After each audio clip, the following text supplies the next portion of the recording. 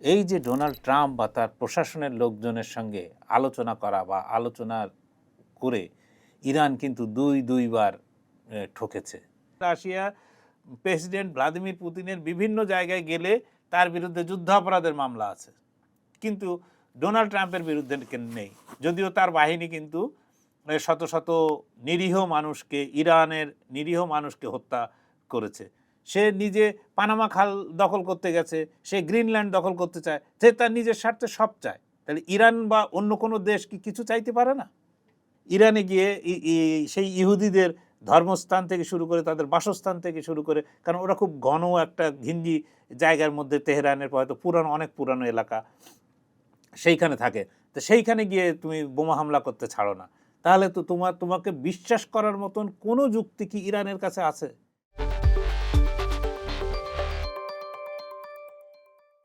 চর্চা ডিকোডে স্বাগত।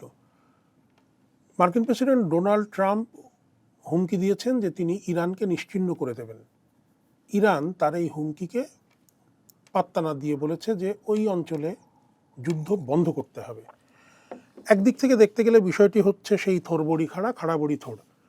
এই মার্কিন প্রেসিডেন্ট ডোনাল্ড ট্রাম্পের হুমকি এবং ইরানের যে প্রতিক্রিয়া, সেটা নিয়ে কথা বলবো চর্চার ব্যবস্থাপনা সম্পাদক সেলিম খানের সঙ্গে।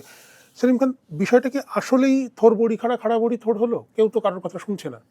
প্রথম জিনিস হচ্ছে যে আপনি যেটা বলছেন তার মধ্যে নিশ্চয়ই এটা সত্য যে থোড় বড়ি খাড়া বড়ি থোড়, যে মানুষ কোনো বিশ্বের মানুষ তাকিয়ে আছে একটা আশা দেখার জন্য। কিন্তু আপনি যদি লক্ষ্য করেন যে এই যে ডোনাল্ড ট্রাম্প বা তার প্রশাসনের লোকজনের সঙ্গে আলোচনা করা বা আলোচনা করে ইরান কিন্তু দুইবার ঠকেছে, এবং ঠিক আলোচনার সময় যখন আলোচনা আরও এগোবে বলে মনে করছে, তখনই তার উপরে প্রথম দফা ইসরায়েল হামলা চালিয়েছে, দ্বিতীয় দফা ইসরায়েল আমেরিকা দুইজন মিলে হামলা চালিয়েছে। সুতরাং এই যে যুদ্ধবিরতির প্রস্তাব বা অন্যান্য যে প্রস্তাব, এটা কেন মানে ইরান মানবে কেন? মানে ইরান মানলে তো তার দেশের মানুষ মানবে না, যে এরা তো প্রতিনিয়ত তাদের সঙ্গে তাদেরকে প্রতারিত করেছে। ইরান বারবার প্রতারিত হয়েছে এই আমেরিকা দ্বারা, এই ট্রাম্প প্রশাসনের দ্বারা। আমেরিকার চেয়ে বলা উচিত যে ট্রাম্প প্রশাসনের দ্বারা। ট্রাম্পের লোকজন গিয়ে যে কথা বলছে, কাজ করেছে ঠিক তার উল্টোটা। এখন ট্রাম্প যে নতুন করে গতকাল প্রেস কনফারেন্স করে উনি উড়িয়ে দিতে বললেন, ঠিক আছে, আমরা একটু যুক্তির জায়গায় আসি। ধরুন প্রথম বিশ্বযুদ্ধ বাদ দিলাম, দ্বিতীয় বিশ্বযুদ্ধের কথা ধরি, সেখানে সবচেয়ে বেশি প্রাণহানি হয়েছিল। তো দ্বিতীয় বিশ্বযুদ্ধ 1939 সালে শুরু হয়, 45 সালের আগস্টে গিয়ে শেষ হয়। 6 বছর ধরে যুদ্ধ চলেছিল। এই যুদ্ধে 5 কোটি লোক নিহত হয়। আপনার ইরানের জনসংখ্যা 9 কোটি। তাকে নিশ্চিহ্ন করা, মানে বাস্তবিক অর্থে, বা ইরানের যে IRGC, Islamic revolutionary guard corps, তাদের সংখ্যা 10 লাখের উপর, আরও যারা আছে তাদের সংখ্যাও এরকম 10 লাখ 20 লাখ হতে পারে। সুতরাং আপনি তাদেরকে নিশ্চিহ্ন করবেন, এখনও এতটা সামর্থ্য আমেরিকা অর্জন করেনি। হ্যাঁ, করতে পারে যদি তারা সেই পৃথিবীর সবচেয়ে ভয়ঙ্করতম অস্ত্র, মানে আণবিক বোমা ব্যবহার করে, তাহলে তারা ইরানকে নিশ্চিহ্ন, ইরান কেন সারা বিশ্বকেও তারা নিশ্চিহ্ন করে দিতে পারে। সেই পর্যন্ত যাবে কিনা, সেই পর্যন্ত মানে করবে কিনা। আমার এক আমেরিকান বন্ধু, যিনি আমাকে মাঝে মাঝে বলেন যে ট্রাম্প হচ্ছেন একজন ভালো দর কষাকষিতে ওস্তাদ লোক, যেহেতু ব্যবসায়ী মানুষ। উনি সবসময় যে জিনিসটা করেন, সে জিনিসটা হচ্ছে যে প্রতিপক্ষের উপরে ক্রমাগত চাপ বাড়িয়ে গিয়ে, চাপ তৈরি করে প্রতিপক্ষকে নুব্জ করে ফেলার চেষ্টা করেন, যাতে সে নতজানু হয়। এই ক্ষেত্রে ইরানের নতজানু হওয়ার মতো কিছু নেই, এবং ইরানও বুঝে গেছে যে আমেরিকা নিজেও একটা গাড্ডায় পড়েছে, যে যে গর্ত থেকে আমেরিকাকে না উঠলে আমেরিকার নিজেরই বিপদ আছে। এখানে একটু মানে তেহরান এই ডোনাল্ড ট্রাম্পের যে সংবাদ সম্মেলন বা তার বিপরীতে কিছু শর্ত দিয়েছে। তার মধ্যে বলেছে যে এই অঞ্চলে যুদ্ধ বন্ধ করতে হবে। তারপরে তাদের লেবাননে যে তাদের যে মিত্র হিজবুল্লাহ, এই হিজবুল্লাহর উপরে সকল ধরনের হামলা বন্ধ করতে হবে, এবং ইরানের উপরে যে আরোপিত নিষেধাজ্ঞা দিয়ে রেখেছে মার্কিন যুক্তরাষ্ট্র, সেটা তুলে ফেলতে হবে। ট্রাম্প কি আসলে এইগুলো করতে চাইবে? মানে ইরান তো এতটাও অবুঝ না যে সে এই যে প্রস্তাবগুলো দিয়েছে, ট্রাম্প কি মানবে বলে মনে হয় আপনার? কিন্তু প্রথম চান্সে ও মানবে না বলে আমি যদি আমার প্রস্তাব না রাখি, তাহলে আমি যেটা দেব ও তার চেয়েও তো কমিয়ে দেবে। আপনার যে 10 দফা প্রস্তাব, এটা তো ইরান প্রথম প্রথম যে ইয়েতে ছিল, তার প্রথম যুক্তি ছিল যে স্থায়ী যুদ্ধবিরতি হতে হবে এবং ইরানকে আর আক্রমণ করবে না, আমেরিকা বা ইসরায়েল কোনো ধরনের আক্রমণ করবে না, এর একটা ইন্টারন্যাশনাল গ্যারান্টি লাগবে।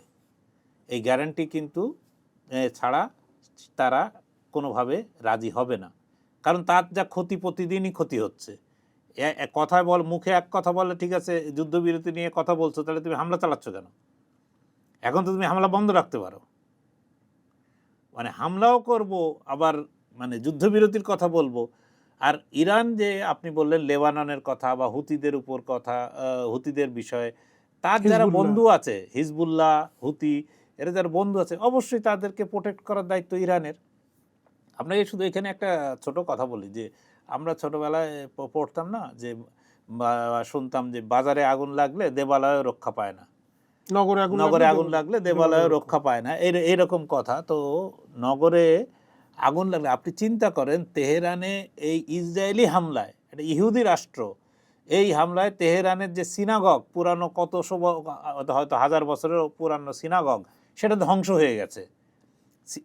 ইহুদি মানে খ্রিস্টানদের যেমন গির্জা, মুসলমানদের যেমন মসজিদ, ইহুদিদের প্রার্থনা স্থল কিন্তু সিনাগগ। এই সিনাগগ মানে পুরো ধ্বংস করে দিয়েছে ইসরায়েলের হামলায়। এবং ইরানে প্রায় 20,000-এর বেশি ইহুদি কিন্তু শুধু তেহরানেই বাস করেন এবং তারা ভালোভাবে আছেন। এরা এমনকি এই যে ইরানের পার্লামেন্টেও তাদের সদস্য রাখা হয়। তাহলে এই যে মানে দেখুন, যখন মানে তারা হামলা চালাচ্ছে, তারা কাউকে কাউকে ছাড়ছে না। মানে এখন এই যুক্তি কিসের উপর দেবে? আপনি একটা ধর্মভিত্তিক রাষ্ট্র, ইহুদি রাষ্ট্র, এর জনগণকে এই ইহুদিদের প্রোটেকশনের বিষয়ে সিম্প্যাথি চাওয়ার জন্য সারা দুনিয়ার কাছে ভিক্ষা চাচ্ছেন ইহুদিদের কাছে যে আমাকে ইসরায়েল রক্ষা করতে হবে, ইসরায়েল রক্ষা করে। আর তুমি গিয়ে ইরানে গিয়ে সেই ইহুদিদের ধর্মস্থান থেকে শুরু করে তাদের বাসস্থান থেকে শুরু করে, কারণ ওরা খুব ঘন একটা ঘিঞ্জি জায়গার মধ্যে, তেহরানের হয়তো পুরানো, অনেক পুরানো এলাকা, সেইখানে থাকে। তো সেইখানে গিয়ে তুমি বোমা হামলা করতে ছাড়ো না, তাহলে তো তোমাকে বিশ্বাস করার মতন কোনো যুক্তি কি ইরানের কাছে আছে? ইরান কেন, আপনি কি বিশ্বাস করব? মানে ইসরায়েলকে বিশ্বাস করব? আমরা কি মানে ট্রাম্পকে বিশ্বাস করব, যিনি আজকে এক কথা বলেন কালকে আর এক কথা বলেন? মানে তাদেরকে যারা বিশ্বাস করবে তাদের বুদ্ধিশুদ্ধি নিয়ে তাহলে মানুষ প্রশ্ন তুলবে। ফলে ইরানের পক্ষে কঠিন থেকে কঠিনতম শর্ত দেওয়া ছাড়া ইরানের জন্য কোনো এই যে নেগোসিয়েশন, এই নেগোসিয়েশনে আর কোনো উপায় নেই। আপনি একটা কথা বলছিলেন যে ট্রাম্প ভালো বার্গেন করতে পারেন, দর কষাকষি করতে পারেন। সেটা যদি হয় তাহলে উনি যে বললেন যে এক রাতে তিনি চাইলে ইরানকে নিশ্চিহ্ন করে দিতে পারেন,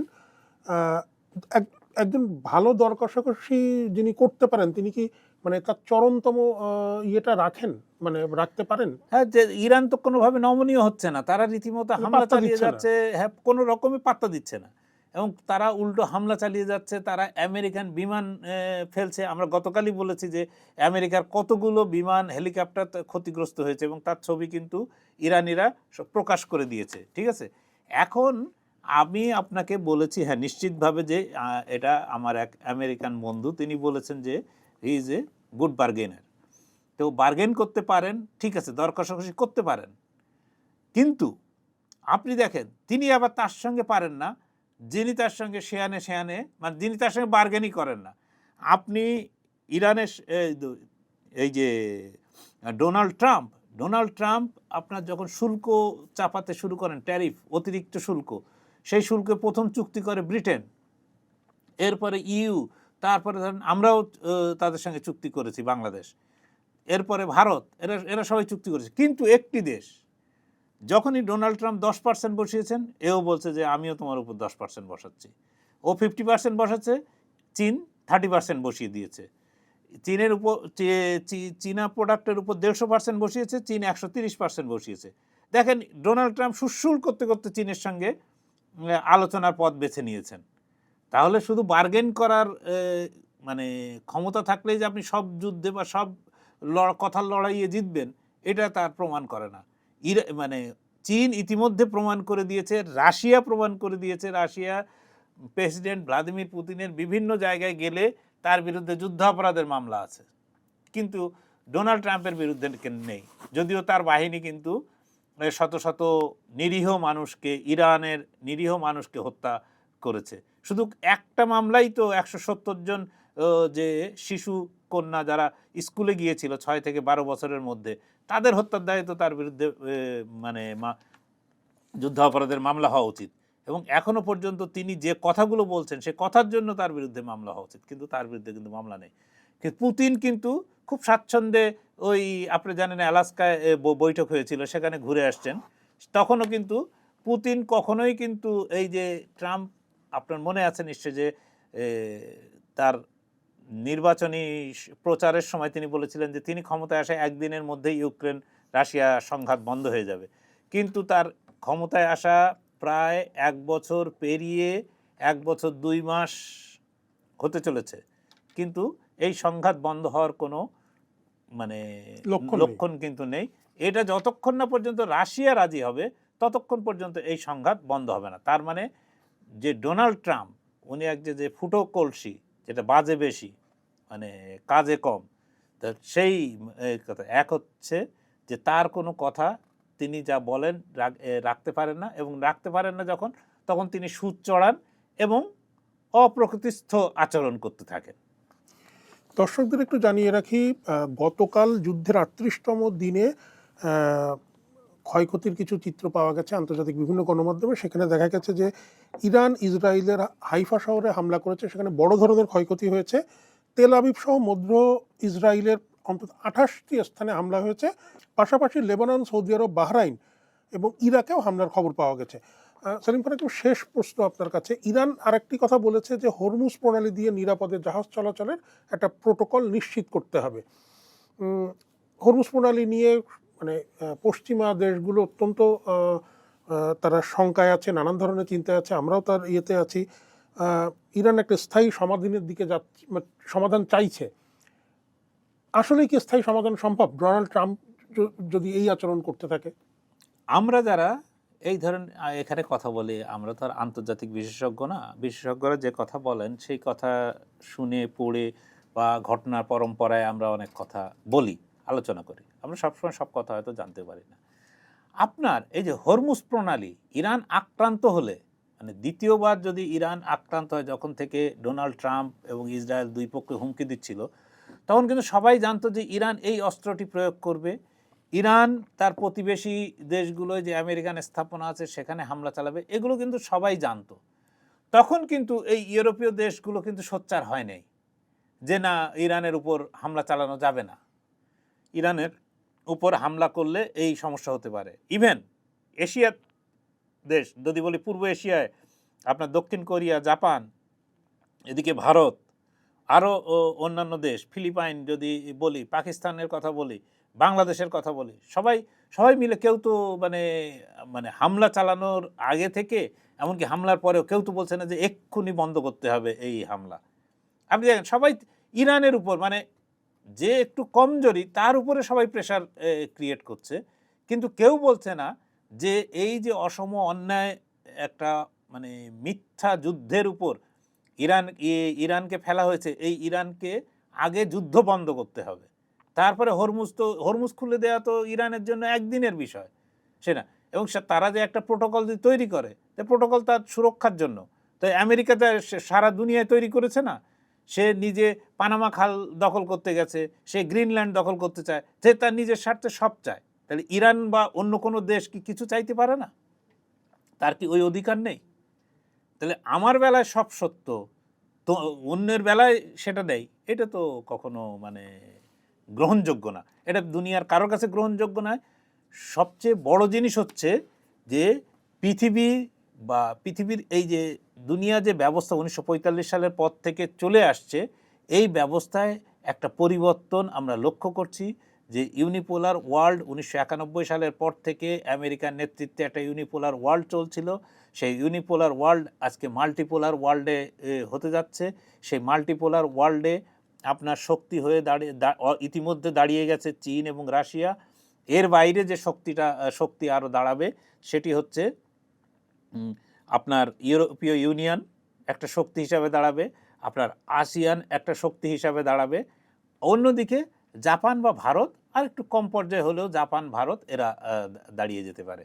ফলে পৃথিবী একটা যে বহুমুখী বহুস্তরীয় ব্যবস্থার মধ্যে যে যেতে চলেছে, এর জন্য আমাদের মানুষ বা আমাদের লোকজনকে অনেক বেশি মূল্য চোকাতে হবে।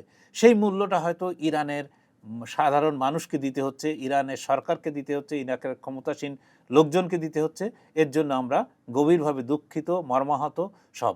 কিন্তু এর মাধ্যমে আমেরিকার যে ক্ষয়িষ্ণু চেহারা, সেই ক্ষয়িষ্ণু চেহারা ফুটে উঠেছে এবং এটা আগামী দিনে আরও বেশি প্রকট হবে। ধন্যবাদ সেলিম খান। আমেরিকার ক্ষয়িষ্ণু চেহারা ইরানের উপর চাপিয়ে দেওয়া যুদ্ধের মাধ্যমে ফুটে উঠছে বলে বললেন সেলিম খান। এই বিষয়ে আপনার মতামত জানতে চাই। চর্চার ইউটিউব চ্যানেল এবং ফেসবুক পেজে আপনার মতামত জানান। চর্চার ইউটিউব চ্যানেল সাবস্ক্রাইব করুন, লাইক করুন, কমেন্ট করুন, চর্চার কন্টেন্ট শেয়ার করুন, ফেসবুক পেজকে ফলো করুন, চর্চার সঙ্গে থাকুন।